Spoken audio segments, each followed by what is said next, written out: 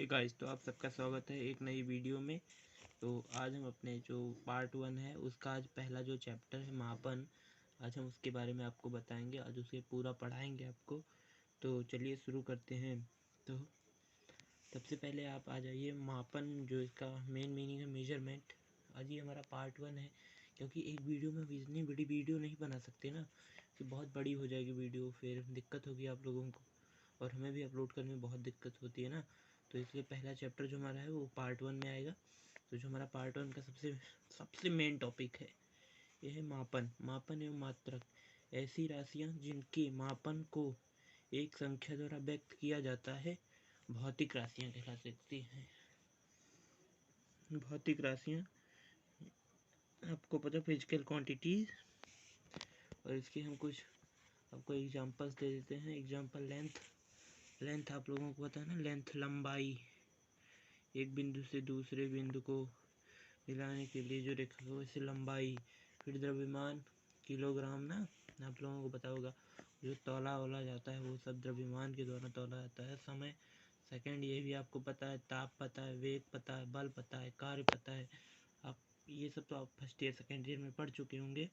और जो इन मतलब भौतिक राशियों को मापने के लिए जो मात्रक प्रयोग किए जाते हैं, मतलब जिन किसी भौतिक राशि को मापने के लिए मात्रक की आवश्यकता होती है। मतलब किसी भौतिक राशि को हम कैसे मापेंगे वो हम मात्रक के द्वारा ही जान सकते हैं। तो इसलिए हमें मात्रक, इसी को हम मात्रक कहते हैं। अब हम बात करेंगे कुछ मूल मात्रक एवं कुछ मूल राशियों के बारे में। तो इससे पहले हम मूल मात्रक जानेंगे। जो कुछ मूल मात्रक होंगे और मूल राशियाँ, ऐसी राशियाँ जो पूर्ण रूप से स्वतंत्र हों, मूल राशियाँ कहलाती हैं। मतलब जो पूर्ण रूप से स्वतंत्र हों, जो एक दूसरे पर निर्भर न हो, किसी पर निर्भर न हो, वो मूल राशियाँ कहलाती हैं तथा इनके मात्रकों को मूल मात्रक कहते हैं। और जो इनके मात्रक होंगे वो मूल मात्रक कहलाएंगे। और आज हम बात करते हैं, तो हमारी 3rd नंबर टॉपिक है मात्रकों की प्रमुख पद्धतियाँ। कि जो मात्रक होते हैं उनकी कौन कौन सी अब तक पद्धतियाँ आई, कैसे आई, किसने बनाया, ये सब हम बात करेंगे। तो सबसे पहली जो हमारी है CGS पद्धति। ये शायद पद्धतियाँ हमने 8 में ही पढ़ना शुरू कर दिया था।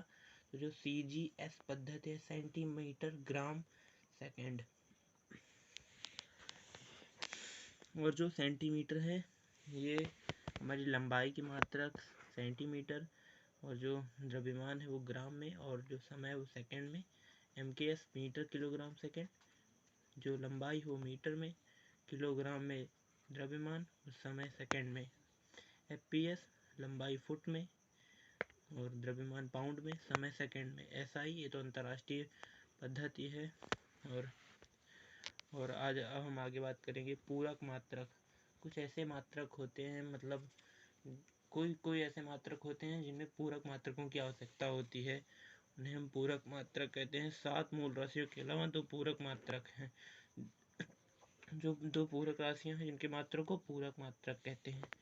और हम आगे बात करते हैं मूल राशियां, जो सारी मूल राशियां हैं उनके बारे में। तो लंबाई, इसका सिंबल, ये सिंबल जो है ये मात्रकों का सिंबल है, राशियों का सिंबल नहीं है। लंबाई का मीटर, द्रव्यमान का किलोग्राम, समय का सेकंड, ताप का केल्विन, विद्युत धारा का एम्पियर, ज्योत तीव्रता का कैंडिला, और पदार्थ की मात्रा का मोल। तो अब हम आगे बात करते हैं जो है, मतलब जो भी मूल राशियां हम आज आपको सारी मूल राशियों के आज वो बताएंगे कि जो सारी मूल राशियां उनकी परिभाषाएं कैसे बनती हैं। सबसे पहला है 1 मीटर। मीटर जो है वो 1 मीटर वह दूरी है जिसमें शुद्ध क्रिप्टन 86 से, जो क्रिप्टन होता है ना के आर, वो क्रिप्टन 86 से उत्सर्जित होने वाली नारंगी प्रकाश की 1650 76 37 3 तरंगे आती हैं। मतलब ये कोई सूत्र होगा, वही है ये। इतनी तरंगे जब आती हैं तो उसे 1 मीटर वह दूरी है जिसमें शुद्ध क्रिप्टन के आर से उत्सर्जित होने वाले नारंगी प्रकाश की तरंगे इतनी आती हैं। और जो हमारा दूसरा नंबर टॉपिक है किलोग्राम। 1 किलोग्राम पेरिस में रखे, पेरिस देश है, वहाँ रखे प्लेटिनम इरेडियम एक जो पदार्थ है कि विशेष टुकड़े के द्रव्यमान के बराबर होता है। ये भी एक बहुत बढ़िया है, आप इसे, ये बहुत इम्पोर्टेंट भी है, इसे आप याद करके रखिएगा। तीसरा है सेकंड। एक सेकंड वह समय अंतराल है जिसमें परमाणु घड़ी के सीजीएम 133 परमाणु के 9192631770 कंपन करता है। मतलब एक सेकंड वह समय अंतराल है जिसमें परमाणु घड़ी, ये कोई परमाणु घड़ी होती है तो वो इतनी बार कंपन करती है। और अब हम बात करेंगे एम्पियर। 4 एम्पियर विद्युत धारा वह धारा है जो निर्वात में 1 मीटर की दूरी पर स्थित दो सीधे अनंत लंबाई के समांतर तारों में प्रवाहित होने पर प्रत्येक तार के प्रति मीटर लंबाई पर तारों के बीच 2 × 10⁻⁷ न्यूटन बल उत्पन्न करती है। जैसे मान लीजिए आप कि एक ये है ए और एक ये है बी, ये और इनकी निर्वात में, और ये निर्वात में है, और ये 1 मीटर की दूरी पर है, 1 मीटर की दूरी पर है, और इनके बीच 2 × 10⁻⁷ बल उत्पन्न होगा, तब ये 4 एम्पियर के बराबर होगा। ये आपको समझ में आ गया होगा। तो हमारा अगला टॉपिक है केल्विन। एक केल्विन जल के त्रिक बिंदु की उष्मागतिक ताप का 1/273वां भाग होता है। मतलब वो जो 273 केल्विन आपने पढ़ा होगा ना, वही होता है ये। और एक कैंडिला कृष्णिका के 1/60,000वां भाग वर्ग मीटर क्षेत्रफल के पृष्ठ के लंबवत दिशा में ज्योति तीव्रता है, जबकि प्लेटिनम के गलनांक पास्कल दाब बराबर है। और आखिरी हमारा आज का टॉपिक है मोल।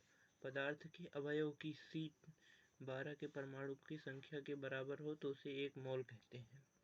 तो आपको ये चैप्टर समझ में आ गया होगा। अगर हम कल अपना सेकेंड भाग जो है वो डाल देंगे इसका। तो धन्यवाद, और हमें सब्सक्राइब कर देना।